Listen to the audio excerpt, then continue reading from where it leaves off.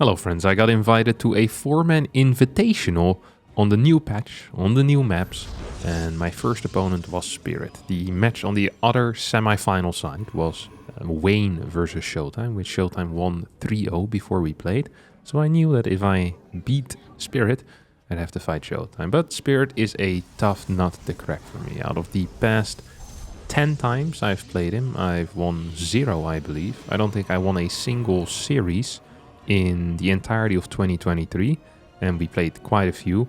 I believe I only won 1 or 2 maps total in all of 2023. So it's been a while since I've seen victory against Spirit, and let's see if today is gonna be that day. Yes, it is on the new patch. I feel fairly good on the new patch in PvT. There's some nice things. The Cyclone being a little bit weaker is of course very nice for the early game, and the fact that the Widow Mine becomes visible after shooting makes it much easier to do mid-game pushes, because you're not being stopped by mines all the time. The mines usually only shoot once, and then you can just kill them pretty much for free, which is really nice. They're of course still very powerful against high zealot counts, which is what I like to play. I love high zealot counts, but they're much weaker than they were before, because they only get their one shot and then they're gone. So I start with a quick scout relatively late scout. I see that he is proxied a barracks, and I see a second depot here. Now, perhaps the alarm bell should have rung a bit, because there's no factory, but it's been a while since I've seen a proxy that wasn't just a single barracks proxy into factory. So what I didn't expect here was 2 SCVs and a Marine to hit my low ground. Against this particular build, you really probably want a double Zealot chrono boost. You don't really want a fast Nexus either. You just want double Zealot chrono boost, quick units coming out, and then into a battery, into Stalkers.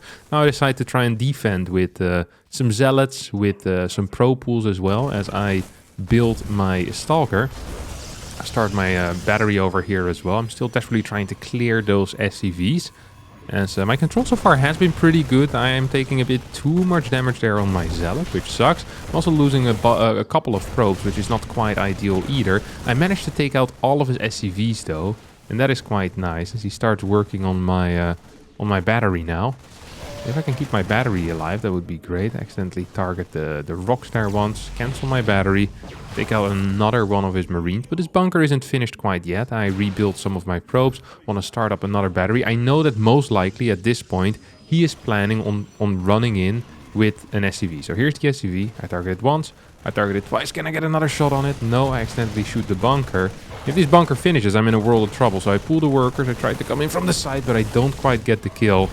And from here on out, I mean, the bunker is up, the SCV is alive, my battery is about to die, and he's just gonna get more and more Marines. He has most likely a factory and a starport behind that, and I'm freaking dead, and I lose game number 1 here in this best of 5 against Spirit.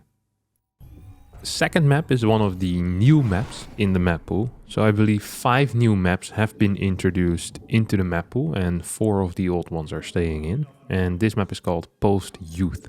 It has a base in the main base, which has 6 mineral patches, 3 of which are golden minerals, as you can see, and 3 of which are just regular blue minerals. It's a relatively short rush distance, so I decide to instantly send my first worker across the map to see if I can start harassing my opponent a little bit. This is one of the things I sometimes like to do, like a really quick scout to try and figure out what is happening here. I arrived so early, it's actually insane. Like, his depot isn't even done yet, which is actually kind of crazy. And he's delaying his barracks. I noticed that. I'm like, hey, that's weird. Why is he delaying his barracks? And the only reason for that can be the fact that this is a gas first. So I'm about to check that, and indeed I see the refinery finish up. So I know it's a gas first. I've done some research on Spirit before as well. He very often plays Reaper with a gas first into a relatively fast factory, especially on maps where it's easy to build your CC on the high ground, like in this case, because your base is on the high ground basically. So I'm trying my best here to fight the powers that be, start attacking this SCV, and here I get stuck and lose my SCV. Now, let me tell you, if you're down 1-0, you rush out the scout, and then this happens, it's not a very good feeling. It feels bad, okay? It does not feel quite right. It sucks. And Yeah, losing that worker, I realize now in the replay here, or as I'm watching this, I also build an extra worker, so it delayed my build order actually. So I went up to 21 workers to build this nexus, which means my nexus is now delayed. My pylon is also delayed. So I kind of ruined my build order because I lost that worker. Because I can't do counting apparently. Subtracting one from my build order is too difficult in the moment. So I just messed up my build order a little bit. I went with the original supply numbers here, which makes absolutely no sense. I'm a little bit disappointed by myself. So it's just a bit of a funky build now. My first adept is going to be quite late. And my gas feels a little bit late as well. So yeah, I'm not feeling great about this entire enterprise, is what we could definitely say. One thing, by the way, on these new maps that I have noticed is that they've been built by the Terran conglomerate. I'm not sure why we decided to put Terran players in charge of the maps, but every map has at least, well, not at least, but yeah, actually almost every map has 2 Reaper entrances, making it practically impossible to wall and extremely difficult to deal with Reapers. Because you need to keep everything in mind, really. So here I'm moving out with my adept. Just having a look. Blah blah blah. Where are you, Mr. Reaper? I'm pretty sure he just runs past me at some point. In either one of these instances, yeah, we can see it all happening on the minimap. I don't see it happen on the minimap because I'm busy figuring out where the hell to place this pylon to try and block something. So he comes in over here, snipes 1 probe. He's gonna go in for a second probe. I lose a little bit of mining time from workers who are not doing anything. So just overall a really bad start. I've lost 3 workers total right now. My build order is balls. I had some units, just get some probes just kind of idle. Here comes the big sigh, the Harstem sigh.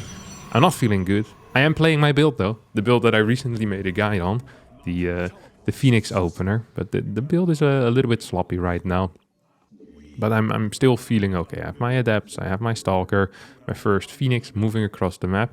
It's going to be hitting a bit later than it usually does because my first chrono boost was a bit late. So yeah, that is obviously frustrating. So here I get a scout in.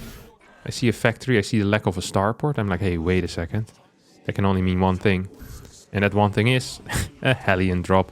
So he comes in with his Hellions, with his medevac, proxy starport, this is, by the way. So I lift a Hellion, I try to split my probes as well as I can. Which might not be well enough, but actually it's not that bad. I'm kind of okay with it. Clear that 1 Hellion, and here I go for a lift. He kills 2 more probes there. I think the total amount of probes that he ends up killing here is something like 7 or 8. One of my lifts doesn't quite go through either. That sometimes happens. If you try to lift with a graviton beam of the Phoenix, the lifting ability of the Phoenix, and they pick up the unit at the same time, you lose the energy, but the unit doesn't get lifted. It is very frustrating, and it happens quite frequently, especially in situations where you're fighting like an Immortal all-in or so. You're trying to lift the Immortal. Protoss players are really good at picking it up.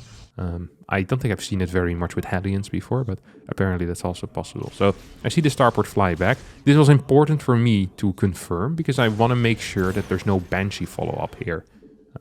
There's 2 Cyclones at home as well, so that means it's relatively difficult for me to get the information that I need. Like, I'm not just going to be capable of flying and seeing, hey, there's a third CC, or hey, there's a second CC, hey, this is X or Y or Z. You know, I don't quite know what it is. I'm following this up with a Forge and a Twilight.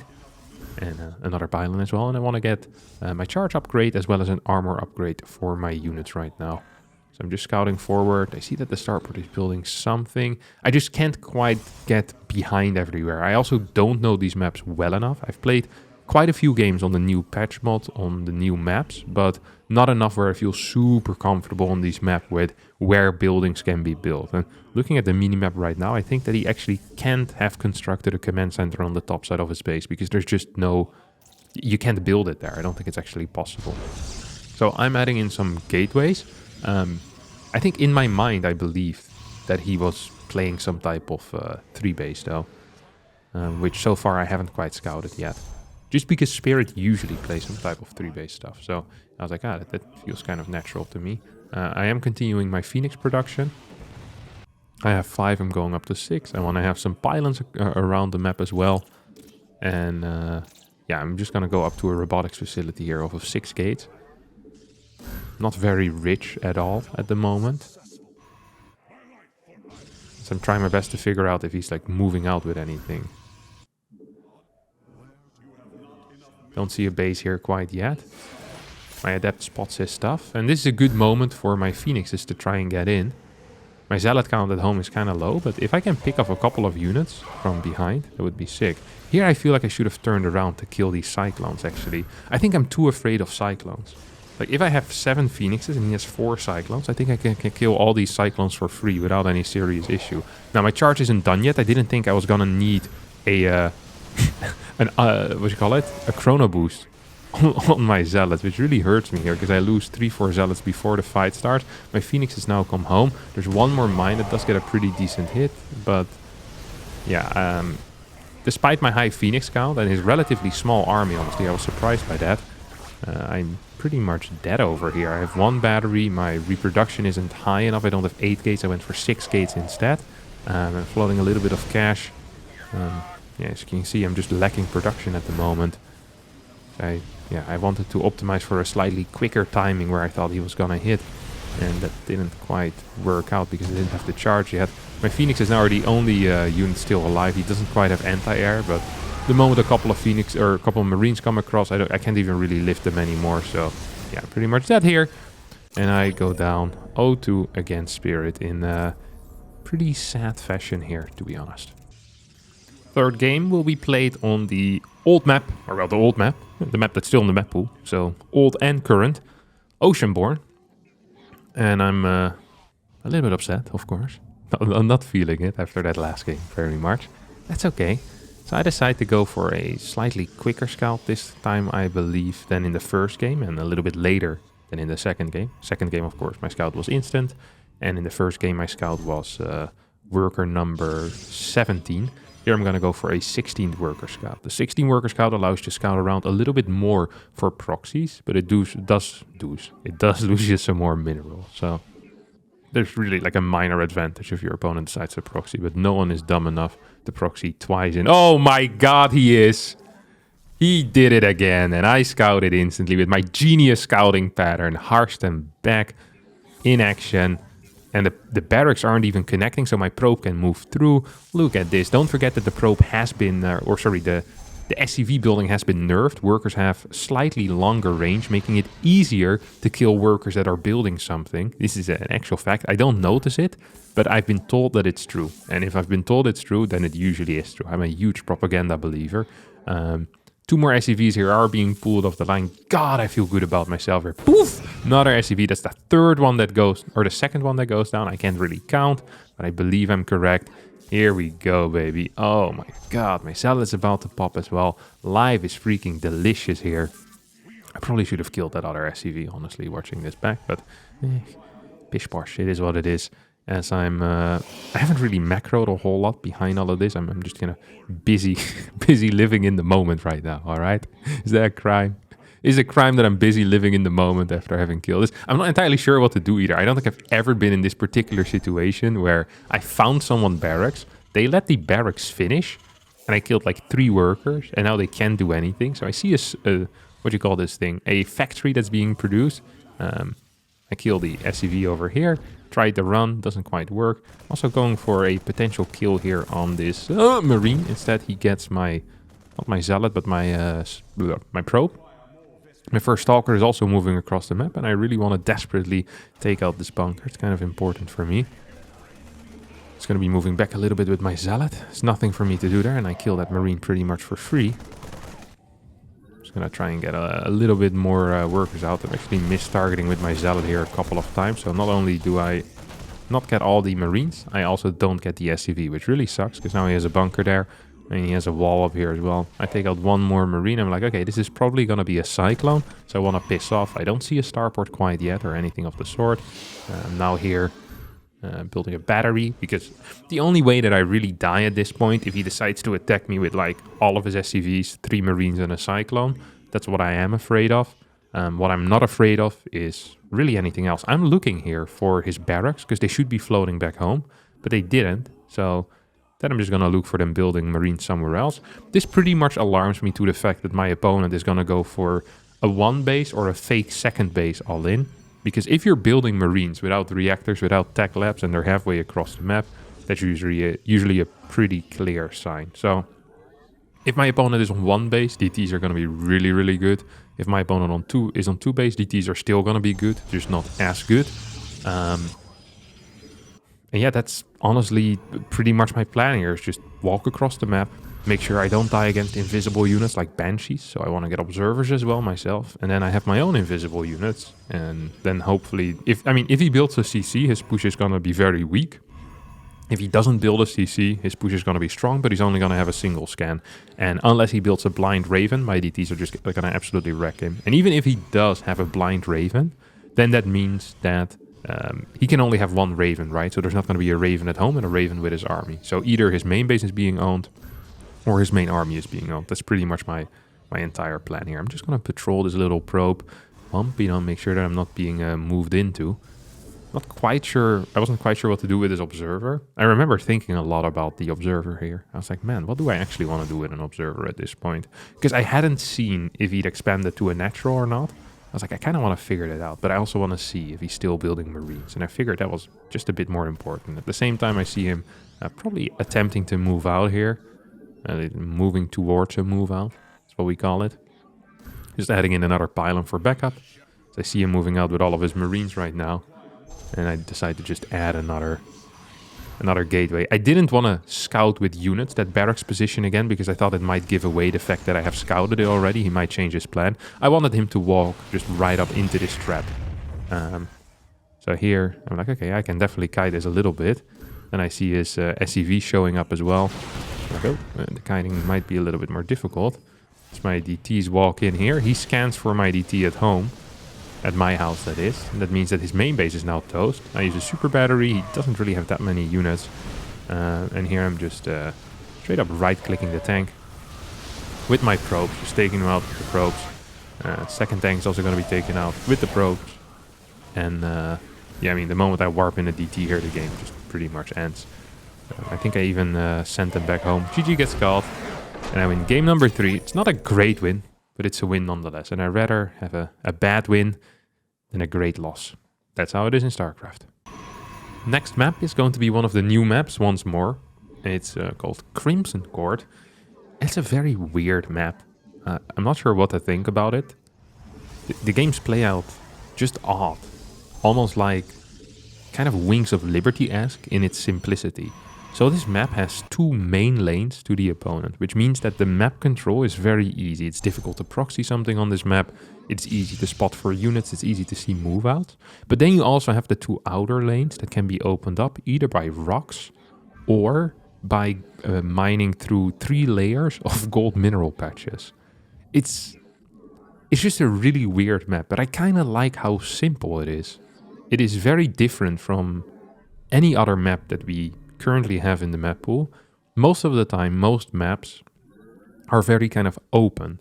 They have a lot of counter-attack paths, to make sure that the game is kind of dynamic. There's lots of possibilities. But because of the base positioning on this map, the game actually does feel pretty dynamic. Like whenever I play on this map, I'm not thinking, oh, this is a turtley type of game. Most of the time. Sometimes it is, but majority of the time it actually isn't. It works out quite well. I personally like to have something a little bit different in the map pool. I know many players are not a huge fan of this type of stuff, but I don't actually mind it so much. And against Terran, this is also a fine map for me, especially against someone like Spirit. Someone that just likes to be a little bit more passive with big straight up pushes and kind of confusing move outs sometimes. It's easier to spot on a map like this. So I'm gonna get killed here. Nice probe timing there, Harstem. Very well done. Love to see it. I can't quite recall what I thought here, but I believe that he was playing his gas first opener once again. So that means his factory timing is gonna be a bit quicker.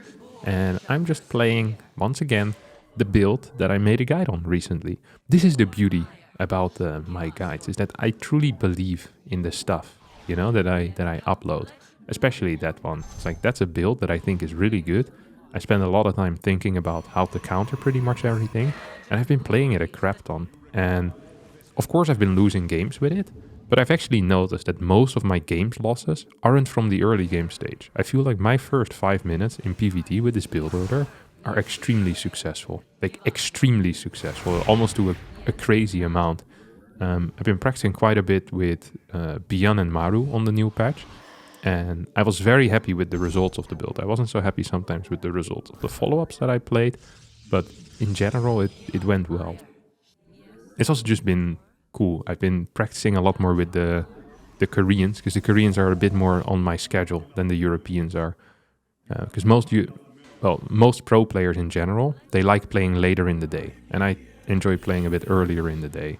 And the earlier in the day for me coincides with the later in the day for the Koreans, which allows me to play with the Koreans at their prime time, at my prime time. So usually the mornings for me were a little bit quiet, but now I managed to find some like-minded individuals that I can practice it, which is really cool. And here we go. Nexus comes down. Gonna add a pylon next to it as well. Gonna go in for a scout. I see starport, medevac out, tech lab on the factory, yet no barracks next to it, which can only mean one thing. Or it can mean two things, actually. It could mean that he's going into a fast Raven, but more likely means he's trying to build a tank here.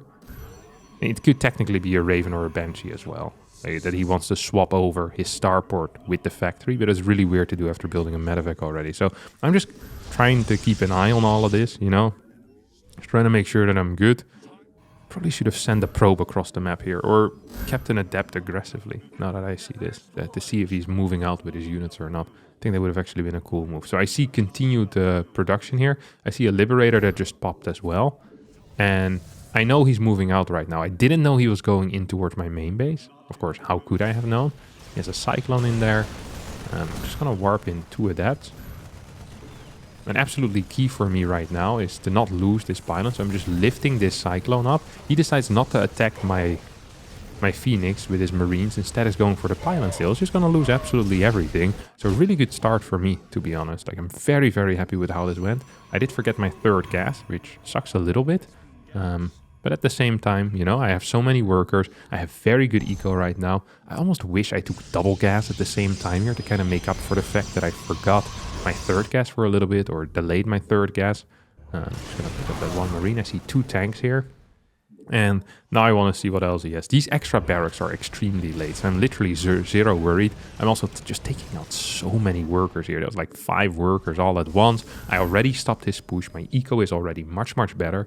Once again, take a look at my gas here. It's very low. I wish I had much higher gas. That way I could have continued my Phoenix production, as well as start my, pretty much my +1 armor and my +1 and my charge.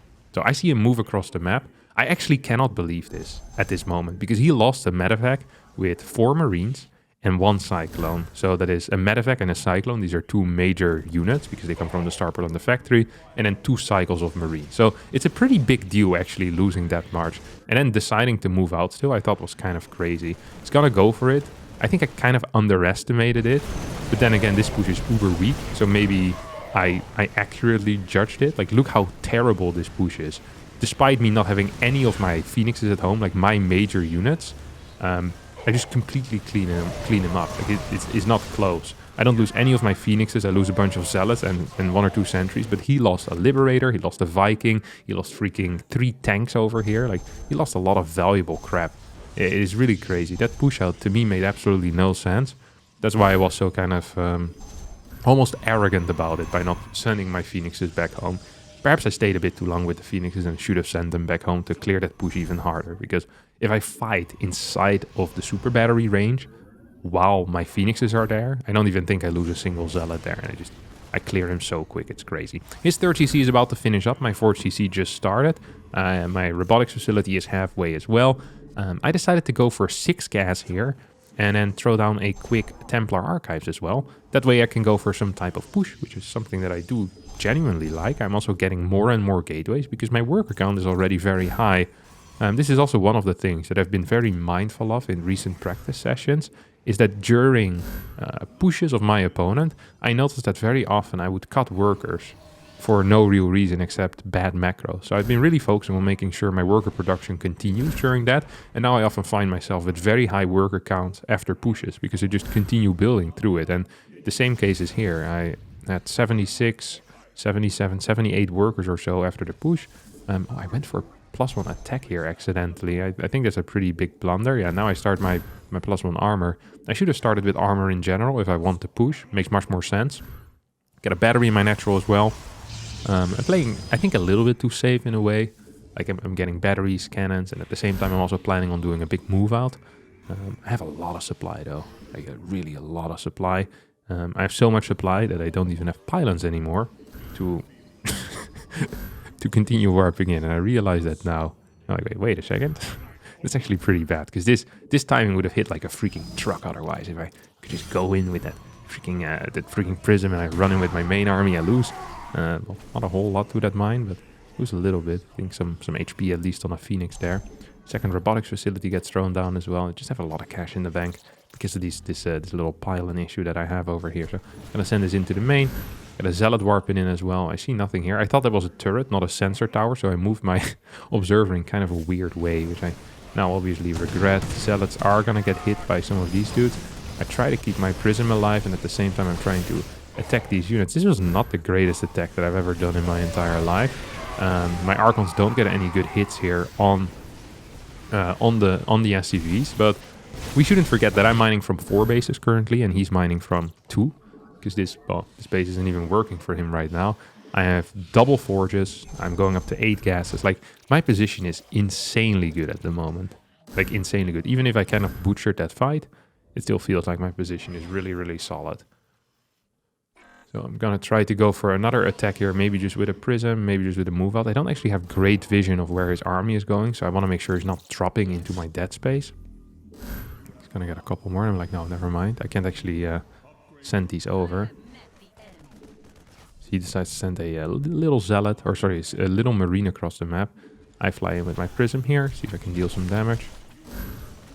Going to the main base, see if I can deal some damage there, and as a result, I actually lose this prism, which really sucks. That was a good counterattack measure. I do see that just now he's finishing up his armory, which means that only now can he start getting 2-2 upgrade. So I'm just ahead in upgrades. I have better tech. I saw almost no Vikings so far. I'm going to get a 5th base as well. And because I saw almost no Vikings, I want to go up to 4 Colossus. I think that's really cool to do. I also feel like that if you're playing a high Colossus count and there's not that many Vikings, it's pretty nice to actually get a couple of extra Archons to bait a lot of the EMPs on there. If you can bait a lot of the EMPs on the Archons rather than on the Colossus, it makes it so hard for him to kill. And I don't think his ghost count is going to be so good. So I have full vision pretty much on him right now. And this is kind of that 2-path setup where there can be 2 paths you can attack from. I know exactly where he's going. So I see him walk up, I shoot him, and I think I take out like 1, maybe even 2 ghosts. No, just a single ghost, a mine or so as well. He has some marines going up there. And I have vision on the high ground here as well with my observer, so I see everything that's happening. And a classic spirit move is that when you try to attack him, is that he'll counter-attack you. He almost always goes for that. So I see that, and I immediately start warping in some units as well. I don't want to actually go back home, because I actually want to kill him. I actually want to fight him. I have a prism that's being constructed as well. So I'm like, you know what? I just want to fight you. He accidentally rallied 2 Vikings into his death. I now believe that those were his first 2 Vikings. Well, I have 4 Colossus. That's not a very good look. And if the Colossus had any power whatsoever, this would be 100% game over. But because the Colossus are pretty freaking weak, things can still always get close in this game. He loses another, 2 Vikings pretty much for free. I decide to fight him here. My target fire with these Colossus hasn't been great, but you get to pick this one up for free. It's always scary when they get this type of surrounding. It always surprises me how much damage Marauders do, but I mean, his Viking count is 2 over here. It's simply not enough. So yeah, I just pretty much win the game here. I mean, a 170 supply, I have 5 bases. I think his fort has just finished up, which is obviously not good enough. I really want to clear that Ghost Academy so he can't build Ghost anymore. Generally a good thing if the Terran can't build Ghost anymore. Most of the time at least. Feels quite nice. Yeah, I'm just gonna target that bad boy down. And link him forward to snipe the final Vikings. Here I think I should have probably split off a higher amount of Zealots a little bit quicker just to do it better, but it also doesn't matter. I have 1 Disruptor here, so I'm just gonna try and shoot him. Get a decent shot, I believe. Yep, 2 Marauders, 1 Marine. I'm okay with that. And he decides to attack into me. And that means that he's now officially dead. And that means that the score, as a result of this, is 2-2. This was a much better game. Very solid. and actually I'm quite happy with it. Game 3 will be played on Golden Aura, so out of the 5 maps that we play in this best of 5, 3 were the old plus current map pool, and 2 were completely new, both Youth and Crimson Court, Crimson Crime, something like that. CC is the abbreviation that I always use. I know the word Crimson is in there at least, so yeah, that's half the battle. Knowing the first word of a map that consists of 2 words is indeed half the battle. I decided once again to go for a relatively early scout, post-gateway. Just making sure that nothing weird's happening around me. Trying to get a sneaky win. I don't actually think that Spirit wants to go for a sneaky win here, but you never know. That's the thing about a sneaky win, is that you don't expect it, you know? So I think it's good in general to mix out scout timings a little bit. I've fallen in love with the mixing of scout timings in recent times. Make sure that there's no eBay block happening on my natural here. And indeed there is not, so that makes me happy as well. I go back upstairs with my probe, and then I finish my cybernetics core wall to make sure that the Reaper can just jump in.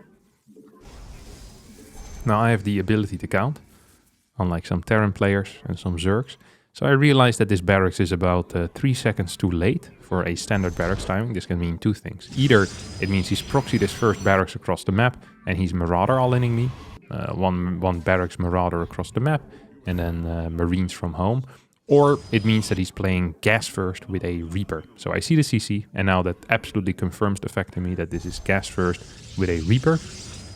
So I'm expecting a Reaper here, and then I'm thinking back of that, I think it was the second game that we played with that Hellion drop. So I'm like, you know what, maybe I just keep my probe on the map. So I could send the probe that I scouted, I could send it back home.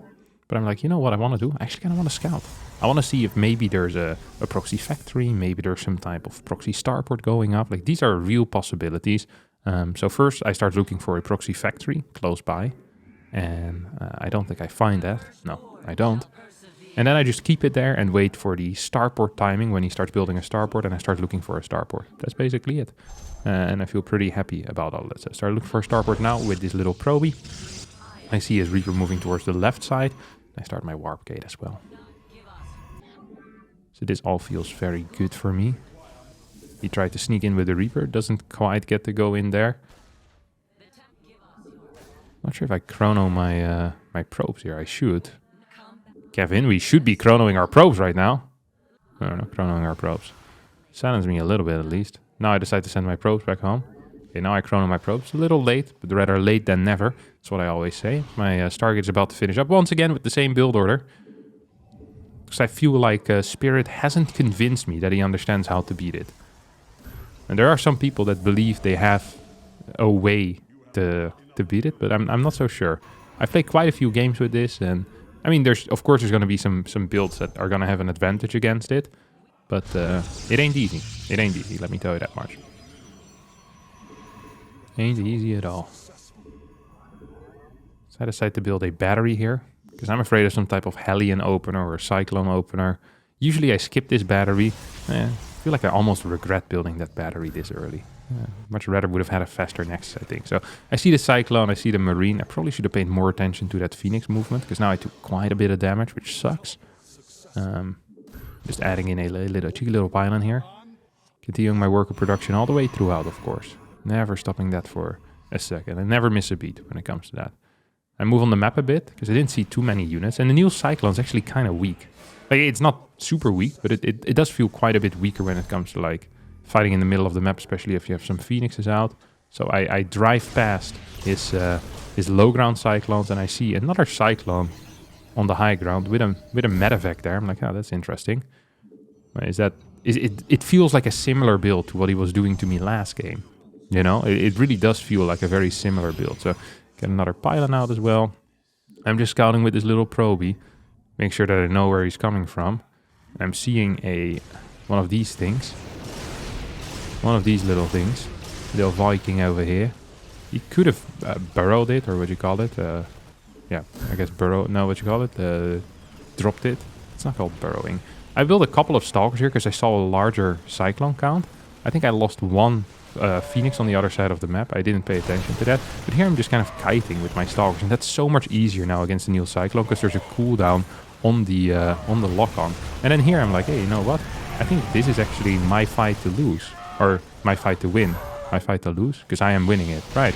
Let me just go in and absolutely kill you. So that's what I do. I kill all of his Cyclones. Again, I throw down my Forge plus Twilight Council. I feel very good about myself. Yeah. I mean, I actually do feel very good about myself here. Because this feels very good. Which is why I feel good about myself. So here I get my robotics facility as well. I see a couple of units out. Nothing crazy. I see tanks are being produced as well. Just feel happy with this game. High eco. I was considering getting a fast fort base here. I wonder if I should have. I mean, I had such a good early game. I feel like something I definitely could be doing here right now is just throwing down a fort off of like a low gateway count. And I don't think it would hurt my overall zealot count all that much, to be honest, because his timing is going to hit so late, if he even can hit a timing. And to be honest, I don't really think he can hit a timing. Like he's just in a wank position right now. And if he's building a third base, having a faster fort base for me would be phenomenal, because then I'm just going to be up an entire base, basically the entire time, which would be fantastic. So I'm just kind of scouting around. I see that he has a third base done. I'm pretty upset by that. Or pretty upset. I just feel stupid. I feel faked, you know? It's like, I could have actually gotten a fort base much quicker. I'm also building I was building a freaking battery over here. Like, well, that wasn't necessary at all. There's a lot of things necessary in this game, but definitely not that. Gonna get a zealot out as well, and I'm going up to 8 gateways, of course, as well as a robo bay being mixed in. So I'm really going for that macro route rather than the push route. But I also want to push at the same time, because I feel like I'm so far ahead. I can do quite a few things at the same time and be completely fine. So I see he has no combat shield quite yet. I have a Phoenix count of 6, I believe, or 7. I think it's 6. And I'm just going to continue building more and more workers. My prism is flying towards the top side here of the map. Trying my best. Getting a tiny little supply block here, which actually does suck, as I catch his first mule. That is minus 225 minerals, by the way. We shouldn't forget about that. It's one of these things that's really cool to think about, is how much a mule actually is. So I think I cleared that thing. I accidentally walk into his army, so I kind of warn him there, which is not great. I think here, you know what I wouldn't have minded? If I go in right now with my prism, I make like 6 zealots in there or something extra.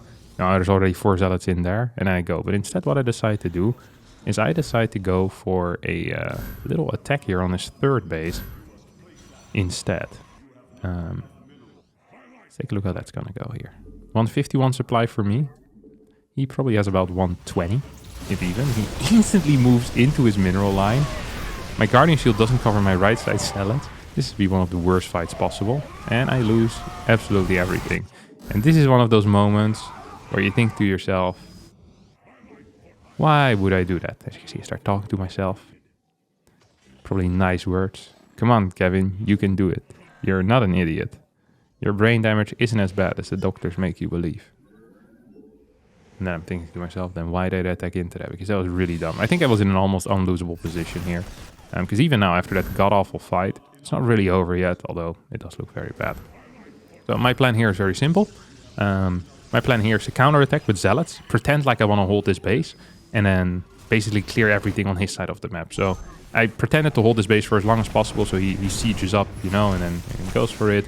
And he's trying to save it with a bunker. It's not quite gonna make it. Get a big warp into his main base as well. Take out this bunker. Then I activate this mine. I love that just having an armory doesn't mean that mine is going to remain invisible for the rest of the game. And I'm just making sure he can't drop into my main base. I see him. He doesn't have that many units here. And I'm actually starting to believe. I'm like, wait, I'm still mining from 3 base.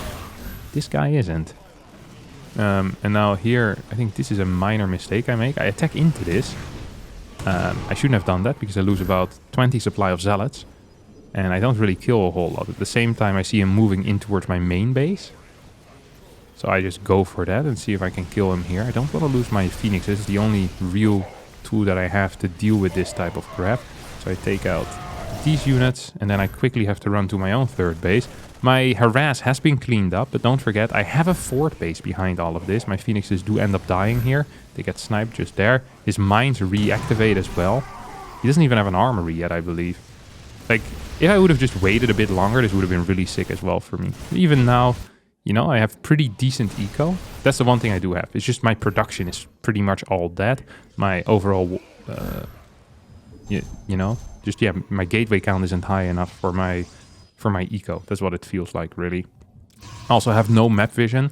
I'm trying to go for some counter attacks here, seeing if I can stay alive somehow, some way. I really need some type of phoenixes, but yeah, the position, I pretty much went from a great position to a bad position to a medium position to a bad position again. I have no vision at all.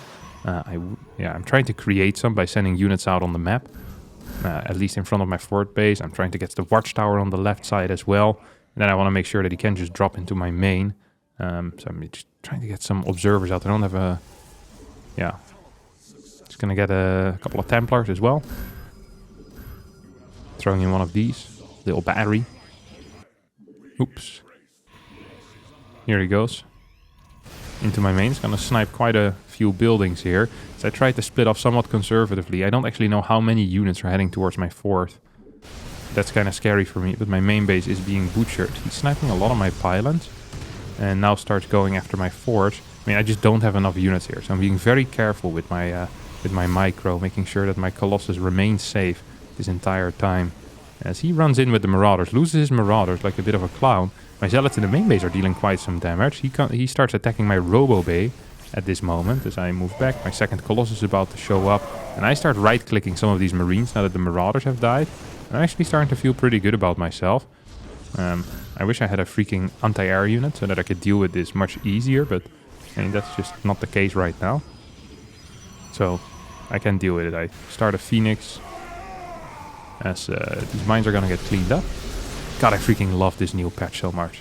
Usually I would need an observer for this, but now, poof, just can clear it after he shoots. It feels really nice that you don't need to have observers at all times, which used to be the case. You know, if you didn't have an observer back in the day, you just lose the game. Like this type of stuff, it would just be game over, but now it's not. Like the mine count would just continue growing over there. You know, you could never move out on the map again. If you don't have a robo, you're just dead. Also, mine drops in your mineral line are really difficult to deal with. So, I'm not sure where these came from. Are these the same from earlier? No, these are new ones, right? He just dropped everything, I think, in my main base. I didn't quite see that coming. Which, to be fair, it was an absolutely wild move to go for. Planning on sniping my Robo Bay here. And he was planning on sniping that for quite a while already. And now he's basically going to succeed as I start right-clicking some of these Marines. He jumps on one of my Colossus and does get it, but I take out a lot of his forces as well. And one of the reasons why my fights are going not as bad as you might think they should be going is just simply because I have better upgrades than him. I believe I have 2-2 at this point and he's still on 1-1. As you can see, I'm floating money because constantly my gateways are being depowered as well. I have no clue about his actual base count. I have no clue really about a lot of things that he has. Like I have almost no vision here. I see more units moving towards the right. So that is actually a pretty big tell. Getting a Void Ray out right now, which is honestly kind of a cool move. I'm not gonna lie. I like that. That's a banger move if you ask me. I wish I would have built a battery in my main base at some point. I feel like that would help me so much. So now I see a scan here coming in forward. I'm like, wait, what are we doing over here, buddy? This feels scary. As he goes in towards my main with quite a few units. But I also see that he's over there with quite a few units. So I'm not sure what's happening. So I'm just trying to kind of blindly correctly split. Like I don't know what's coming for me, but it feels like I did an okay job. Once again, I'm not in a great spot. That cannon is going to get, well, not cancelled, just going to get killed. This Nexus perhaps in a bit of trouble. I'm just trying to take out as many units as I can. I keep trying to build Colossus, by the way, but I can't. Why can't I build Colossus? Very simple. It's because I don't have a Robo Bay. Now, extra Zealot Warping comes in. Void Ray now comes in as well. I'm going to be capable of dealing with this. I now have an observer closer towards my fort base, so I can see movement there. I see that there's an army there. I want to move it down a bit so I can actually see his rotations as well, which is great. Yeah, my battery does end up finishing. Warp in a couple more Zealots here as well. Now he's moving in with some Vikings. I don't actually have anti-air except for my one Void Ray, so that's really frustrating for my Colossus. This feels so awkward. I freaking hate this type of stuff. I don't have a warp in available, as I see him moving in right now with practically his entire army. So I'm like, hey, wait a second. That's not nice. I start my super battery. I'm still up in upgrades, don't forget that. So all of these fights, why they look so weird, is because I'm up at least 2 upgrades at all times. I'm starting a Robo Bay right now. I'm getting a 5th base. Because all of a sudden I see they have like 164 supply. I'm like, man, that feels nice. I think his 2-2 might have finished right now, but my 3-3 is about to finish as well. So, yeah, make it out what you will. Oh, he still has 1-1 actually, never mind. Oh, so then I now have 2-3, I think. I got my +3 attack or my +3 armor on one of these forages. Nice. I love when I select stuff to figure that out. Yeah, so his upgrades this entire time have been really bad. And my upgrades this entire time have been much better. It's really one of the only reasons I stay alive. And of course, the Widowmine nerf is also really a major reason why I'm staying alive. It's actually game deciding in this type of games. Otherwise, you have mines in your main, you have mines near your fort, you have mines in your natural, mines in your third the entire time. Like these low eco games are so hard to win against mines that stay invisible. It's crazy. As I'm not going to get a kill there on that medevac, but it's pretty darn close. So he moves back into this position. I believe with my better upgrades I can fight this. Now seeing this fight, I don't believe that's actually true. As I decide to stand there defensively. Linking forward, he's trying to kite with his Vikings, but I think he lost 3 Vikings there and only got a single shot off on my Colossus. This was not great control out of him. I am losing some of my Archons, which obviously sucks. Warping in some Zealots to deal with this crap. There's a lot of units though, so I am somewhat afraid. At the same time, he should be scared of moving in because my upgrades are just good. And his Viking count is dropping so quickly. He had like 10 when he started this fight. Now he only has 4 left. And he hasn't killed a single Colossus. So that's not a great look for him. I get my attack upgrade before the Dark Shrine. I really want to get a Dark Shrine though, because I feel like we're about to head in a situation where both of us have kind of recovered our eco. Like, I don't actually know how many bases he has, but I believe he's probably 4 in the process of trying to take 5 maybe somewhere. Because I haven't really interacted with him in a while when it comes to his bases. You know, it's been a while. And I also didn't kill that many workers. So he snipes my first Colossus, but does lose 2-3 Vikings for it. At the same time, I'm trying to control the right side of the map with a Zealot Stalker army. Once again, this is usually only possible if you have better upgrades, which I currently do. I think I'm up 2 upgrades. I'm gonna just snipe these things.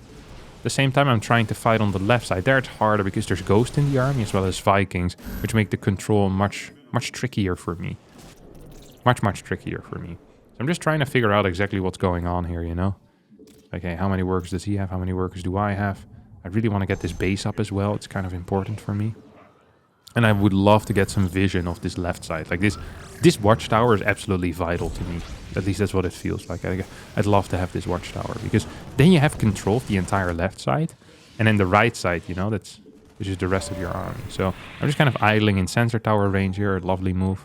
I'm glad I did that. I tried clearing the sensor tower. I clicked his upgrades there to see what upgrades he has. Clicked his units to see what upgrades he has. I didn't actually see it now, but I remember in the game I saw it. I think it was 2-2. It's the only thing really that makes sense. I think I warp in some Templar here for an Archon. Yeah, I love bringing a single Archon into a run-by. Because if you're having split armies, it often means that the ghost count is lower as well in the split army. So Archons split are actually really quite effective. Like, this is only a single EMP. Well, actually, it's 0 EMPs. And even if you have 2 ghosts there, are you really wanting to use all of your EMPs on the Archons? Or do you also want to hit some Zealots, you know? So getting a single Archon in this type of army is always really sick. I freaking love it. It wasn't actually in this fight. But if it had been in this fight, boy, that would have been epic. As my 6th base now is finishing up. And I'm actually transitioning into a really good army. I'm getting my disruptors in there as well. I have the 2 robotics facilities pumping those out. It's gonna get cleared. I take this thing out. And now I actually have a strong army on the right side as well. I see that with the sensor tower that he's taking this base. So this left side base, it means he's on 5 bases. And I currently am on not 5 bases. I'm on 6. So I'm technically up a base. I lost all my Colossus here, but I don't care. Because Colossus are not that great anymore in this stage of the game. I prefer just having an army that consists of well, units that deal damage, like Disruptors and Immortals and Stalkers. I see this base, and I really want to bait his army to the right side for the reason that I want to fight his army.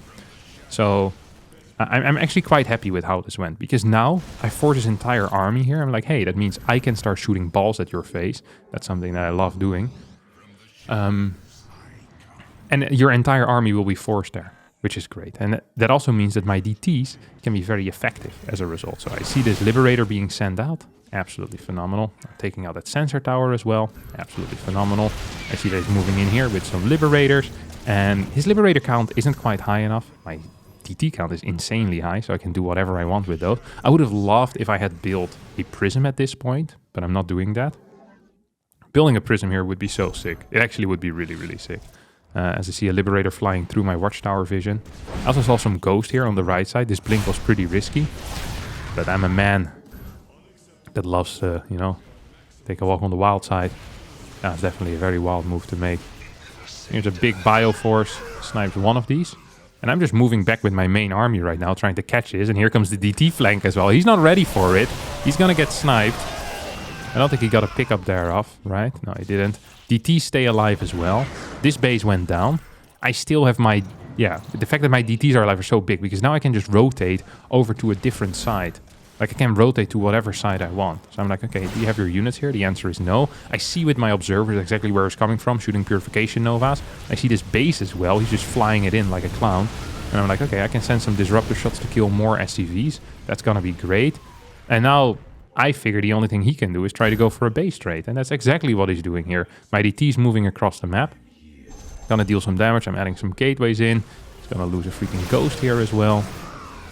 Gonna send in some Purification Novas, hardly hitting anything. It's an awkward position for me to fight in. Gonna snipe one, gonna snipe two, and maybe even number three. I'm warping in a couple of these DTs, and at the same time my DTs are now hitting his, well, I guess that's his fifth base. He is getting in a good position though, which is frustrating to me. I sniped this one Liberator by blinking one Stalker over. That's a good trade for me. Just gonna try and zone him out for now. That works out relatively well. The problem with Bioforces is that it's always much stronger than you imagine it to be. So like, this doesn't look like too much army, but at the same time, like, if they're kiting away from you, it's actually pretty powerful. I am not lying. It's pretty freaking powerful.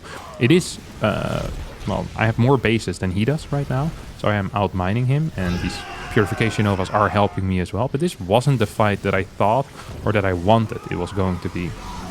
I thought this was going to be much, much better for me. I thought it was just, you know, the cleanup duty for me, basically. All I needed to do was, you know, mop up some wank Terran units and we'd be fine. I like this amount of anticipation to what was about to happen. That Stalker warping that you just saw. So, he's about to pick up here. And I have the Stalkers here. I should have hidden it. I didn't do that. I regret that. I really do. But I already have a Phoenix out already as well. So that's actually quite nice. So that means I can force these units into something else, you know, into a different location. So once again, just gonna warp in some Stalkers here. I really want to catch these medevacs, and here, poof, they got 6 freaking Ghosts, and that's phenomenal. And at this point, I feel fairly confident that I'm winning. I have well, basically 2 bases set up still that are mining, or that can potentially be mining. He has hardly any base. I do got some Disruptors here, which is very sloppy. This Purification Nova hits at least something. But I'm still mining from this side. Just want to make sure that he's not actually mining from any extra bases. As long as that's not the case, then I should be fine. I come in here with my Stalkers that I earlier warped in as well. I just snipe this crap, and I'm just happy with life altogether, to be honest. Like, this just feels really good. One Colossus hit out. I rebuilt that once I realized that this Viking count was going to be sucky. I was like, this is going to be sick. So I teleport back in here. I take out that medevac, and the Phoenix gets targeted down. That sucks, because I would have loved to keep that Phoenix alive. But he's just gonna piss off for now. And I just see that he almost has nothing here. You know, like, I'm just building some new workers, getting a new pylon up. See that he has this base. I just want to go over there right now. And the only way really that I'm losing this game is, well, actually, I don't really see a way for me to lose this game. Like, if he just keeps doing these drops and I don't pay attention to it, that's literally the only way. But I know that I'm outmining him so hard. He hardly has any units, so I decide to blink forward. And here, my dear friends, woo, is where I win 3-2 against Spirit, qualifying myself for the finals against Showtime.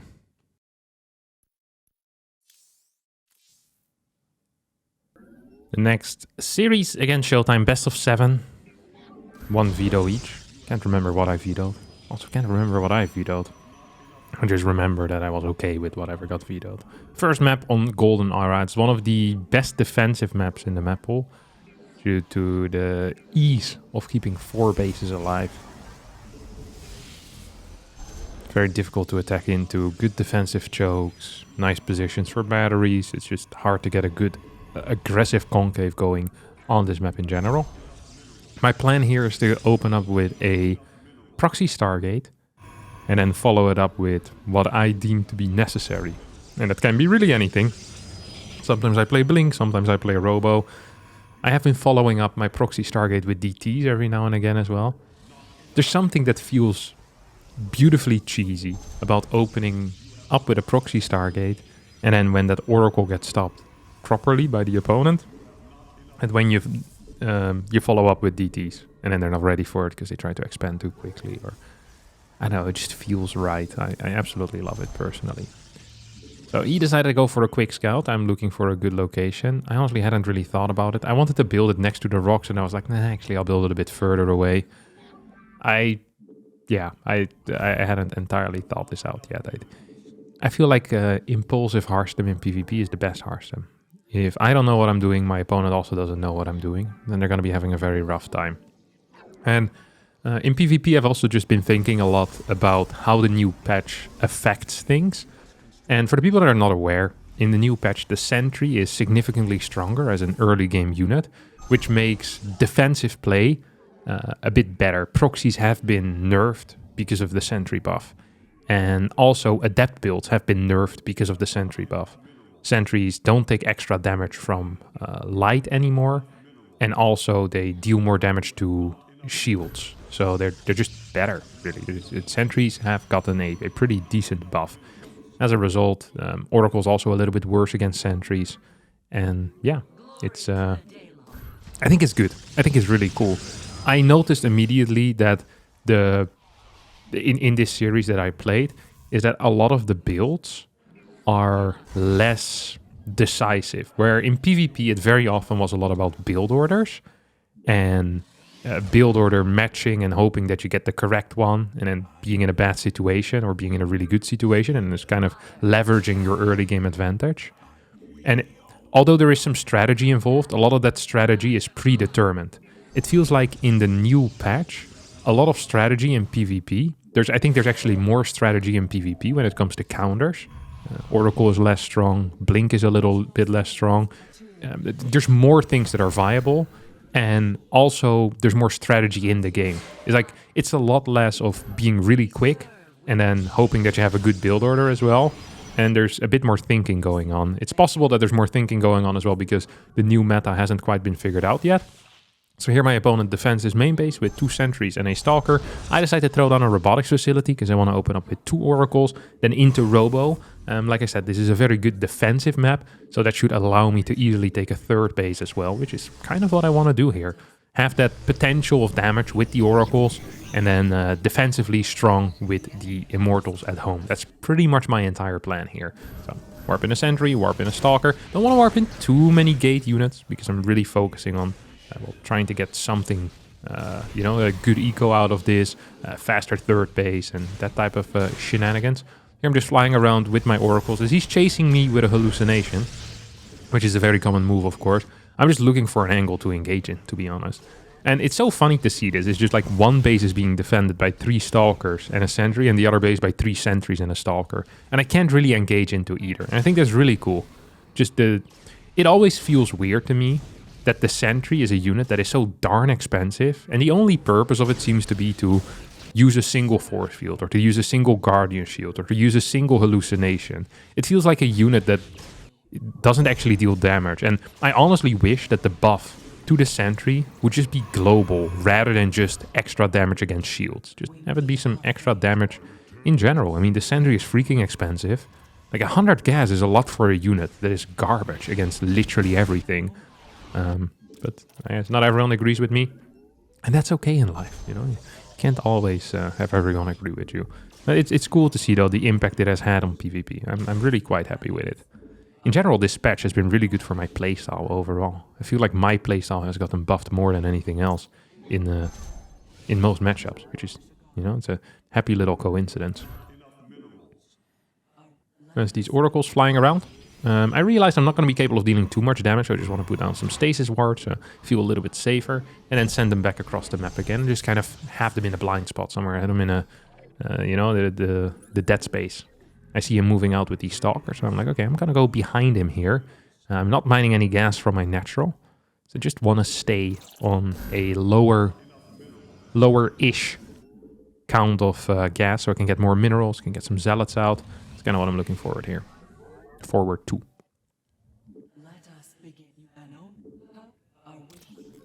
See here I start moving in. He has 2 stalkers on the high ground, but it doesn't stop me from taking out a couple of these workers. I don't think he blinked down there. So now I'm moving in. I see on the minimap I'm taking some type of fight.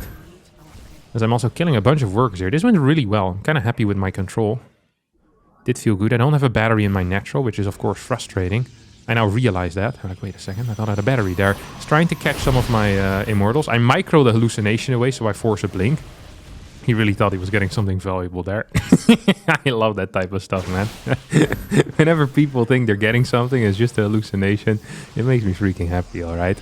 As this immortal is not quite going to finish up, but my oracles are moving in a good position to kill a bunch of these workers. Now I'm moving towards the main base as well, and I start clearing these bad boys too. So overall situation that I think is really quite good for me. Sadly, I run out of energy, but I end up killing like 3-4 more workers. These sentries will go down as well. I really think this was, I don't know, it felt good for me at least. I was happy. I really was quite happy. As, yeah, I still don't have any gases. But that's life. Like, I don't actually care so much about that. Like, I'm floating a lot of gas, if anything. So now I decide that perhaps if I want to win this game, I should get a Templar Archives, couple more gas, and go into Zealot Archon Immortal. I mean, he has Stalkers that didn't really achieve anything. I have Oracles that are doing a good job. I feel just very happy with my position in this game currently. As I have good upgrades. I think I have quicker upgrades than my opponent. I have a Prism out already, which feels extremely good to me. I have vision with my Observer, so I always see where he's kind of coming from. Like, this is honestly this is pretty much a dream position for me. Just kind of hanging around. 8 gateways.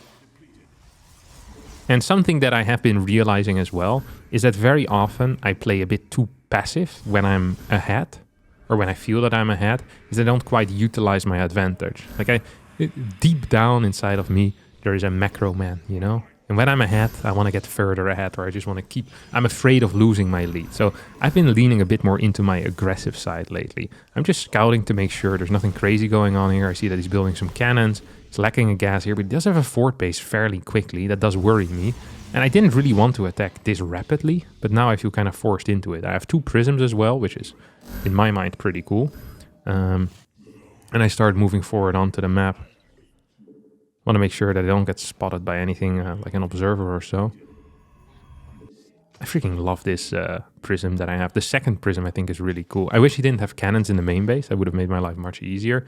He does have cannons in the main base. I also wish that I had 10 gateways, by the way. At this point, once you're 6 gas on 3 base, and you're playing this composition, I think generally the best thing to do is to go for 10 gates, at least.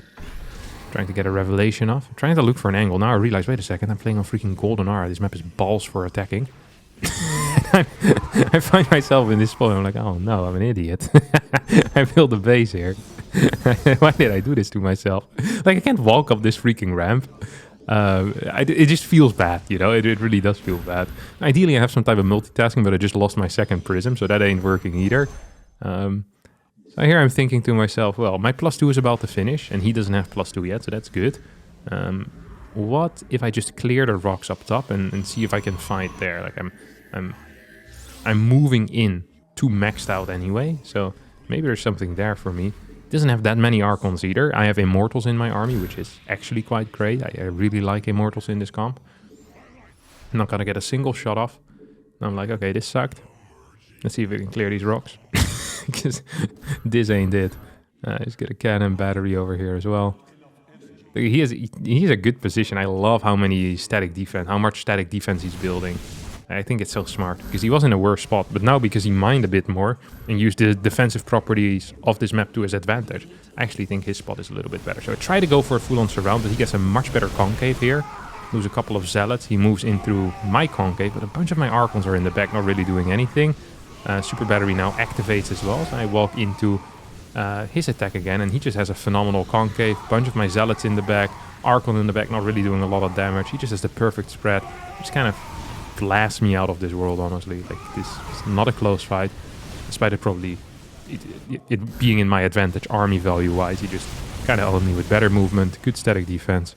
And I have to leave the game as Showtime takes the 1-0 lead here in the best of 7 finals. Alright, second map is going to be once again the Crimson Court, I think it's called. I checked the map name. And this is the map with the 2 lanes with the gold minerals that block the entrance to the side lanes. As mentioned before, it's a very weird map that plays out different. And I'll tell you guys actually while we're here going through the early game. I'll tell you a little bit about my thoughts on maps and how I believe they should be used. I think what I'd ideally see is a world where a map pool, whether that's a professional map pool or a ladder map pool, that consists of 15 maps total. Like a very large amount of maps. And then on ladder, you can veto a lot of maps, as well as in tournaments, you can veto a lot of maps. And it means that the available maps in a best of 3 or a best of 5 are going to be very large, and we're going to see a bigger difference. You'll have more maps maybe that will be very broken in a certain matchup. So you could, for example, create a map. If you have 15 maps in a map pool, that would only be playable in Protoss versus Zerg because of certain characteristics. You know, it's too broken in TVP and too broken in TVZ, but in Protoss versus Zerg, it's a really fun map and fairly balanced. And that's fine because there's 15 maps. So Zerg having to waste like 1 out of their 6 vetoes on it is not that big of a deal. I think in my mind that would be kind of an ideal approach to how we utilize maps in StarCraft 2. Because I really noticed that the way that the maps are set out can massively change the way that the game plays. And it can also really show the characteristics of players. It can help in preparing for series, in preparing for players. You're probably going to see a couple more upsets as well, which I think is really cool. Like, it's really difficult to be completely ready for every single map. So yeah, I don't know. This is kind of how I view it. And I think right now we have 9 maps in the map pool. That's already an upgrade over the 7 maps we've had in the past 13 years. But I'd love to see that number being boosted a little bit higher. And the higher that number, the more open people will be as well to crazier maps. Because, I mean, you can just veto them if you don't want to play them. But there's always going to be some maps in there that will be different. I think it's just a cool little thought. But yeah, I like this map. I think it's a little bit different. It's a little bit out there. It's not like an absolutely crazy map, but I like the concepts here that are being utilized in this map. So I decided to open up with a Stalker Sentry here, I think is the plan, and I see an Adept over. Now usually this would actually be, I don't want to say this is a build order loss, but this is a build order disadvantage usually. When you're playing against Adepts with your sentries are getting 4-shot by Adepts, and that freaking sucks. It's not what you want. So in a pre-patch this would suck, but in a new patch, this is actually completely fine, because my sentries are dealing a lot of damage, and look what I do here. I'm saying, hey, why don't you finish your shade, buddy? Like, why not? And Showtime realized that as well. Like, wait a second, this guy has 2 sentries, that's a lot of damage output. He has Stalkers, that's even more damage output. Do I really want to finish this shade? And he realizes that the answer to that is no. Now I'm going to send my worker over there, because if 4 Adepts go in, then that's a different story. But against the first 2 Adept shades, I don't have to build a battery. And that already saves me quite a bit of money. He ends up finishing this shade and immediately realizes why he probably shouldn't have done that. As I think he's going to end up getting maybe 2 or 3 kills here for 2 Adepts. That's not necessarily a great trade. He loses quite a bit of map control. By losing these 2 Adepts, it means that I now have the lead when it comes to the units. So I'm the one that's allowed to be on the map. And it allows me to actually do something which I think is really cool as well. I can warp in my own 2 Adepts. And look at the next move that I'm about to play. I scout that he's playing a Twilight Council. I'm like, hey, he just lost 2 units. Doesn't really have a follow-up. I have sentries, which have a lot of damage output. Let me just build a fast third base. And I send these Adepts across the map, not to go in immediately, but to hide them. So what I do here is I basically am telling him, hey, I have a third base. I'm signaling him, hey, you want to move across the map? Then at home, I'm building an Immortal. And on the other side, I can counterattack with these Adepts. So this doesn't feel like an all-in from my side, but I'm actually all-inning on defense. If he just takes a third base right now, my position isn't that great. Like, it's fine, but it's not that great. If he, however, attacks, that makes my position much, much better. Because I'm going to have better eco than him. I'm going to be capable of counter-attacking with damage. And he can't kill me because I have a fast Immortal coming out. It is such a cute little play. I'm also scouting everything with my Observer. That was my first unit. Because my Robo finished and I wanted to use it. So now I see him moving across the map. I'm like, hey, little buddy. What's going on over there? So I send in these Adepts. And I see his army moving in. I hallucinate an Immortal. It's one of my favorite moves. Freaking love hallucinating Immortals. If there's one thing I like doing in life, it's hallucinating Immortals. So I just start shooting these things. I think I tried to shade into his main base, but I must have misclicked here. I just continue chasing his general army. And I end up sadly losing one of the Adepts there in the retreat. But yeah, I just kind of push him back, and it feels freaking good, man. Like, what can I say? I love this. I really do. And now I'm thinking to myself, hey, what is my next step going to be? Do I want Blink? Do I want Charge? Do I want the Resonating Glaives here? And I still have the Observer for full vision. So Robo feels like a very viable thing to play.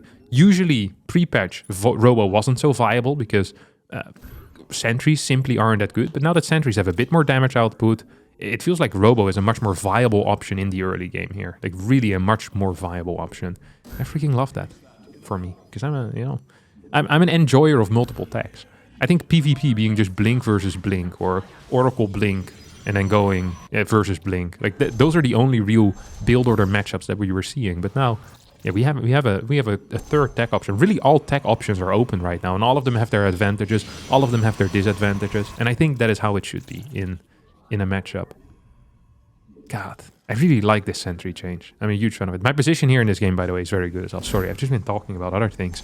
But yeah, my position in this game is quite good. He tries to blink in. Kind of a risky move. I think I could have hit that sentry, that force field with the sentry. I just didn't click properly.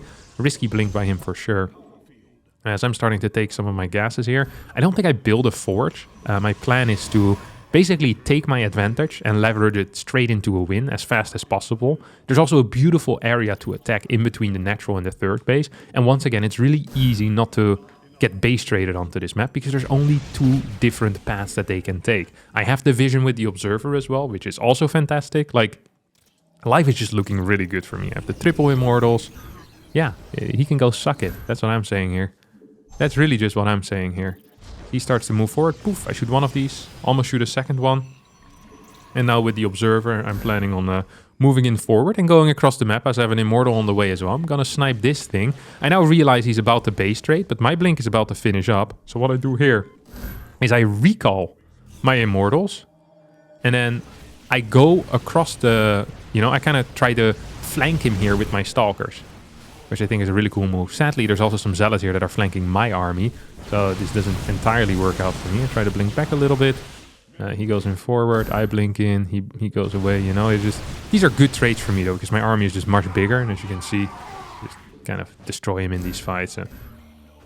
My Prism is here as well. I managed to snipe 2 more units with that blink over, which I'm actually fairly happy with. I take my own fort base.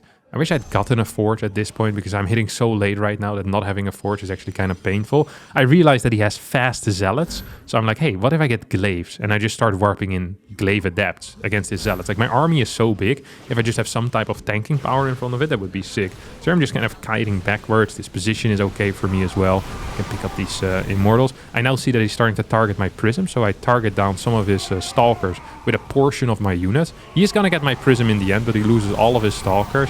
And I do end up losing that Immortal, but it's not the end of the world. Not having a Prism also sucks, of course, but I do have my Glaives on the way. I have my own fort base on the way, which is a brilliant move. Warping in some units defensively here, which, once again, I'm fairly fond of, as I just kind of go back in. He also decides to drop into my third base, as I just kind of manage to defend everything. And here I'm about to make a genius move, by the way, look at this. So I have this fort base on the way. And then I think here to try and afford something. I'm not quite sure why I do it, but I cancel some of my probes. Or I try to cancel some of my probes. But I cancel one probe too many. So then I cancel my Nexus. I'm like, wait a second. Where did my Nexus go? This Nexus was like 99%. So now I'm all in, which I wasn't before. Because I actually was up a base, and now he most likely is, his base is probably faster than mine. So it doesn't feel quite as great. I realize he's not that far ahead in the timing. Not the greatest move I had. Here I think I also kill my own observer to make matters a little bit worse. Look at this. Is that correct? I think I kill my own. Yeah.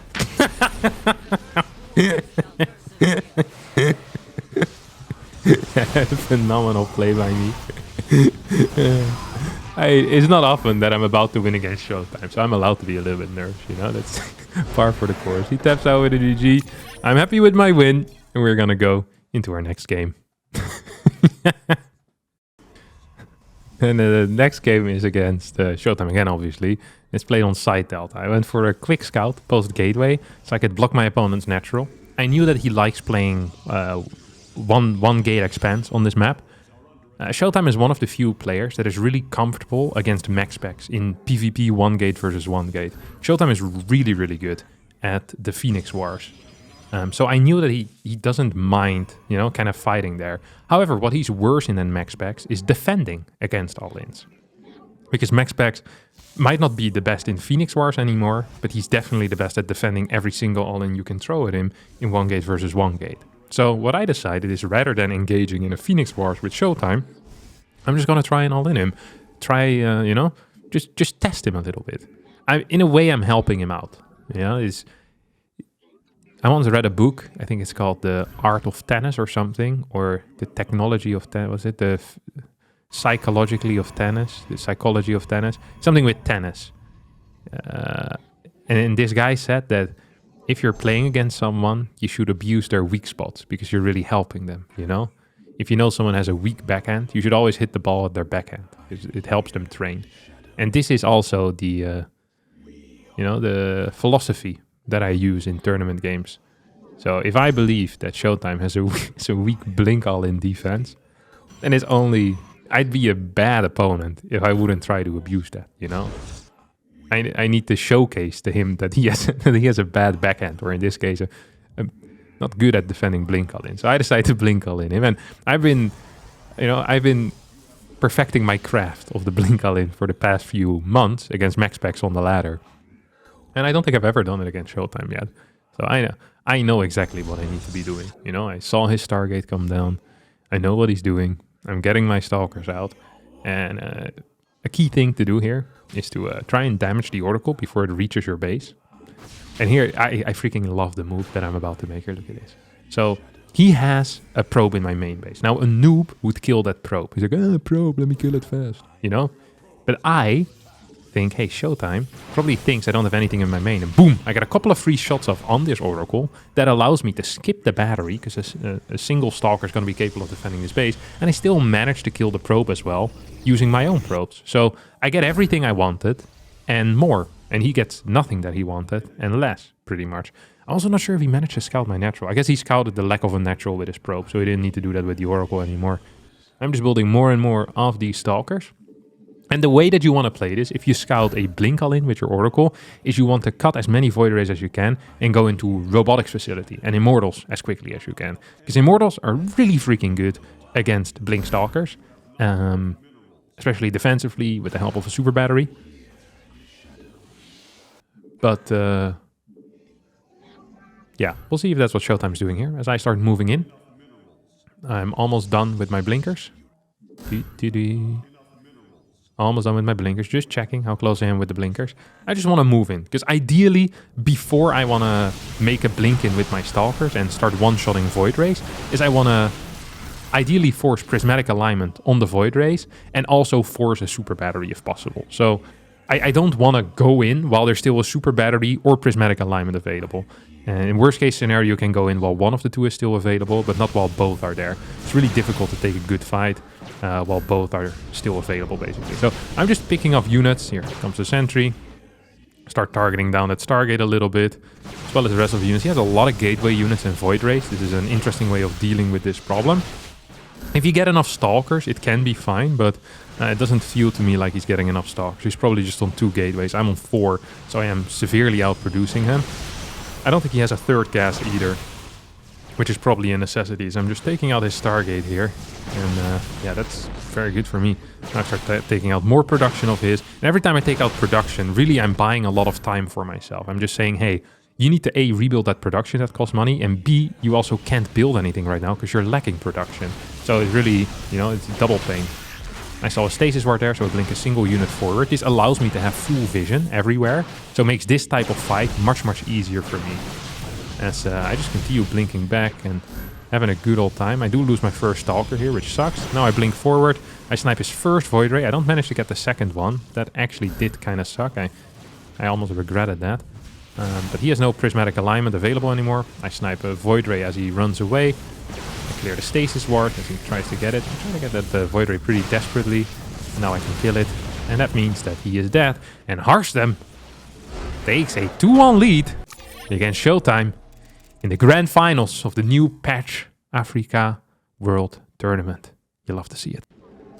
All right, map number 4. Yeah, it's gonna be played here on. What's this one called? It's called Ghost River. Yeah, classic Ghost River. It's the smallest rush distance map that we've had in a map pool for a very long time. I think it's 29 seconds from ramp to ramp with a worker, which is really, really close by. Yeah, that's really all there is to this map. There's 6 bases total on each side, so 12 bases on the entire map.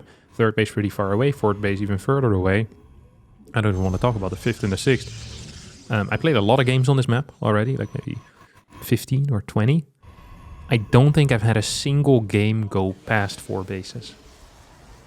I think I've only had 2 games go up to 4 bases in general. Most of the time we're getting all-ins on this map. Majority, the vast majority of the time we're getting all-ins on this map. So that's what I'm doing as well. And it worked well last time. I went for a cheeky little Twilight Council attack. And I decided, you know what, Mr. Showtime, if you want to fight against me, you got to be capable of fighting dirty. Because that's what I'm doing. I'm fighting freaking dirty. I'm going to proxy my first pylon. I want to proxy a robotics facility as well. And I know that Showtime is capable of a couple of different responses. So in the first game, he went for a sentry response against my proxy. I know that he loves playing things like Adept into Oracle as well. And then very high worker count, second Oracle, lots of like a robotics facility after as well in case he gets, locked in by like some type of contain. So I'm fairly familiar with his range of responses. I don't know which response he's going to go for, of course. It's always difficult to figure out because you need to scout for that. And if you're proxying, you're not busy scouting. I'm just getting some extra workers as well. So I'm not planning on going super all in. You can do this build and you cut like 2 extra workers and you can get your stalkers just a little bit quicker. Number 3 and 4 that is. But I'm just continuing to build workers here because I want to get a higher worker count. So in case I need to contain my opponent and then expand behind it myself, that's going to be good. I see that he has double adepts here. So I'm going to go fight these adepts. Usually with double adepts, it indicates either a robotics first or a Stargate first from the defending Protoss player. So that's where my mind is at right now. So, and if I'm seeing 4 adepts, usually it's going to be Robo and he tries to drop adepts in your main base. Either way, I want to open up with a Prism first. Because it's also possible that it's still Oracle. And against Oracle, Prism first is the best. You can put on a lot of pressure. I'm not getting a 3rd gateway here. I'm trying to desperately kill this Adept as well. So just chase it. Like my life depends on it. So actually dishing out quite a bit of damage. Surprised me how much he allows me to deal here. And so I start walking across the map. I see the adepts have managed to bamboozle me as well, which I'm not too happy with. Just gonna try and snipe that one adept that I have over there. Yep, I do get the kill on it, and I see at the same time the Oracle moving across the map, so I get some good information. See the Stargate, see the robotics facility. I'm like, okay, he's playing very defensive, and I'm getting an Observer out. I don't want to get an Immortal in this case. I'm just gonna get a Nexus, keep my units in the main base, and I'm going to counter-attack here with my Prism. So I'm going to warp in 2 Adepts on the other side of the map. He should have all of his Adepts, plus the Oracle, on the way to my main base. Probably should have had, a probe there on the ramp already. It was a little bit risky, I'm not going to lie about that. Should have probably done that better. See that his Phoenix pops out, but I have enough energy for a recall available, and I'd rather get some kills than get no kills. Maybe I should have just waited a bit longer, though. I wouldn't have minded that, but I'm going to end up getting, I think, 4 kills here with my Adepts, maybe even 5. I fly away as his Phoenix starts to look for me, and I just recall back home. No reason for me to do anything but this. And now I also still have full vision of whatever it is that he's doing, so I'm just really happy with my position currently. I almost would have liked to see myself warp in 2 sentries here. Sentries are so good now at defending against the depths. I love that you can build them. It's just so cool. So I'm just kind of hanging around with my prism. I'm like, hey, what do I actually want to do with my prism? I know I have better eco. I have quicker tech into blink as well, which is good. He has an observer out, so I'm going to lose my observer that I have there. I really like the Neil Sentry so much. It's a unit that actually does something. Like before you would invest freaking 300 gas into 3 sentries and they get like one shot by 4 adepts, you know? There I want to deal some damage without taking any damage myself. That kind of worked out. I mean, it didn't go great, but it went okay. I'm keeping my stalkers in the main base as well. I'm not sure if he built a second Oracle or not, because don't forget, I lost my dude. I now see that he's going for probably an attack here in towards my natural, as the Oracle goes in towards the main as well. So I'm just kind of chilling here. I see the double Oracles. I spotted them just now.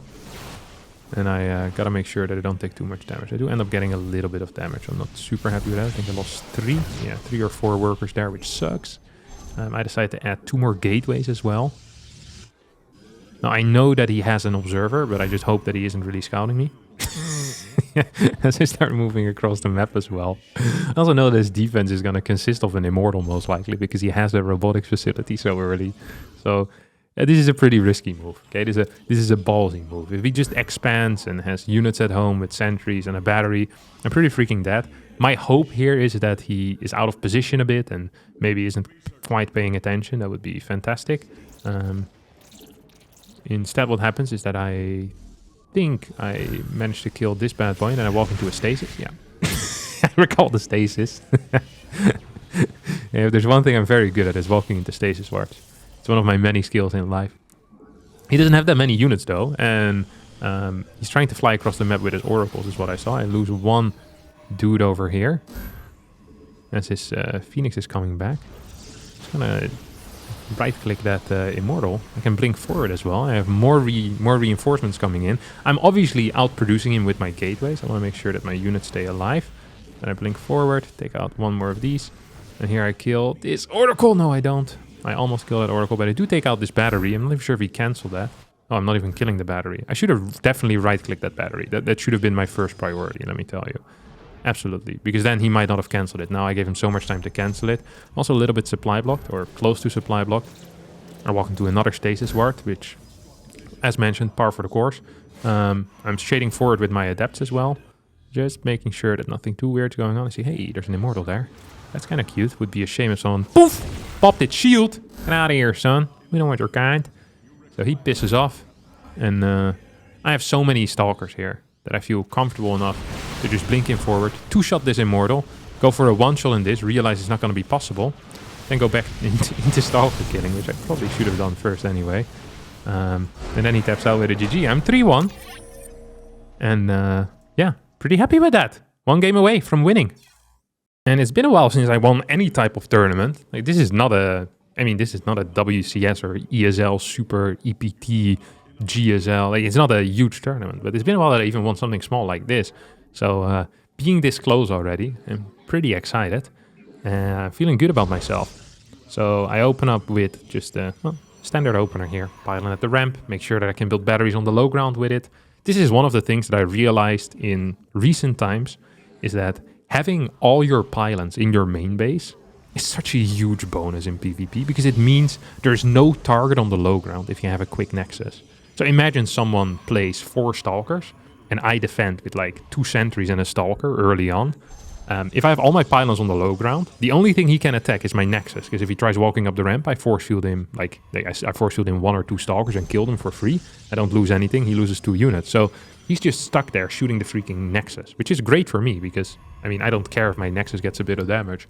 However, if you have a pylon on the low ground, you feel pretty much forced into defending that pylon. So I think it's actually a mistake that a lot of players make, is putting everything on the low ground. Especially when the high ground pylon can perfectly provide the ability to build batteries on the low ground, which is what I do here with my positioning. So although this wall looks a bit weird, it's actually quite good, I think. Now, I'm not seeing him scout. Whenever Showtime doesn't scout, that usually means he's trying to proxy or is trying to fake proxy. He's probably pretty tired of losing to my garbage. Because really, that's what I'm doing. I'm just throwing some garbage at the wall and hoping that something sticks. But I also have, more standard games prepared, of course. I'm a diverse man, what can I say? The ability to do anything at the snap of a finger, the drop of a hat. So I see the lack of a second pylon. I'm checking his gas count. I see that his gas count is relatively low. It's lower than mine, which means that Proxy Stargate is unlikely. He starts everything instantly as well. Warp Gate and both of his units. Actually, he doesn't start his second unit, but I thought he started both units. I love that I make the wrong call based on just misreading the game. And then I decide to just rush out a third base really quickly. Or third base and natural really quickly. And I defend with just sentry. Because sentries are good now, don't forget. I get my pylon out, which is great. I love pylons. Pylon's my favorite building, man. I freaking love that. I cancel one of these probes, I think. So I can get a stalker. That sounds correct. Yes, of course, that sounds correct. And I just chrono boost this once as well. So I can get faster units. Because he's doing something. I don't know what he's doing. I just know that he's doing something. And as mentioned, I feel a little bit more comfortable these days with Robotics Facility post-patch. Because sentries in the early game actually do something. So oracles aren't as big of a default loss. Because you still have sentries that can defend against them. I decided to just open with this. And it has the ability, it allows me to be very aggressive. But it also allows me to be defensively very solid, right? Very, very solid even. So I see 2 more stalkers coming out. So here we see the exact scenario that I just mentioned. If I had a pylon downstairs, I would be in the process of losing that pylon. But because I don't, I'm not in the process of losing that pylon. He has an extra gateway. I'm planning on building a battery here. I'm building it far in the back, so he can't easily reach it. Also because these are the only positions that allow a battery. So really, it's a twofold reason. And I warp in 2 stalkers here. Or a stalker and a sentry, sorry. I didn't even realize that. Look at that micro by me, oh my god. And he goes up there, poof! Get out of my game, son. Look at this perfect micro as well behind this. Whoop! Pull it back. Wait, shoot it once. Stays alive. Out of my game, son. As I'm destroying him, I have an immortal on the way. I notice he doesn't have a natural because he went for 3 gate. So I'm like, well, this seems like a god-awful build here, Mr. Shelltime. Is there anything else you can do? So I'm thinking, I'm using my brain. It takes a long time when I'm using my brain. I'm like, okay, I had another pylon. Maybe it's adepts that are coming. Oh, it's adepts! Yeah, but I have a probe ready, so I just poof. Throw all these little batteries down. I have 4 sentries. Sentries have a lot of damage, and they have the ability to force field. I have an immortal out. He doesn't. He's getting sentries though, which scares me. My batteries are really far back, so that also kind of scares me. These were okay force fields. I mean, I end up killing 1 unit. I should have probably ended up killing 2 units or 3 units for free, but I don't.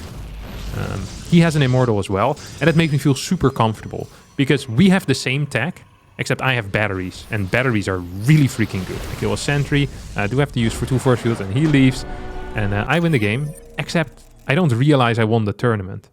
I couldn't remember if I won 4 games already or 3. And then I realized, wait a second, 1, 2, 3, 4. And then I won. I'm very happy. I had to count the replays for that. As yeah, that's going to be it. Big win for all the Harstem fans around the world. We've been waiting long for this. Now it's time to celebrate. We're eating well tonight. Good night and have a great day. Bye-bye.